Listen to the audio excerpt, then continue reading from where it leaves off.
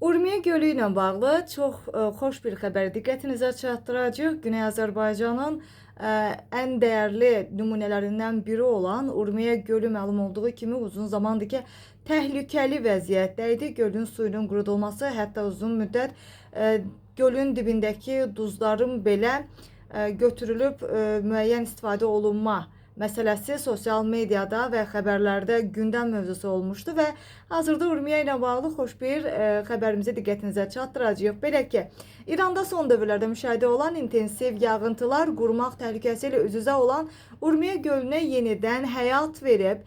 İRNA xəbər agentliyinə istinadən məlumatı diqqətinizə çatdırırıq ki, göldə suyun səviyyəsi 1270 metr 70 santimetrə yüksəlib və məlumata görə bu göstərici cari ilin əvvəli ilə müqayisədə suyun səviyyəsinin nə az nə çox 120 santimetr artması deməkdir. Hazırda göldəki suyun ümumi həcmi 2 milyard 890 milyon kubmetrə çatıb ki, bu da son 5 ilin ən yüksək göstəricisi olaraq qiymətləndirilir və qeyd edək ki, yağıntıların davam etməsi və həyata keçirilən ekoloji tədbirlər gölün ekosisteminin bərpasına dair ümidləri də artırıb.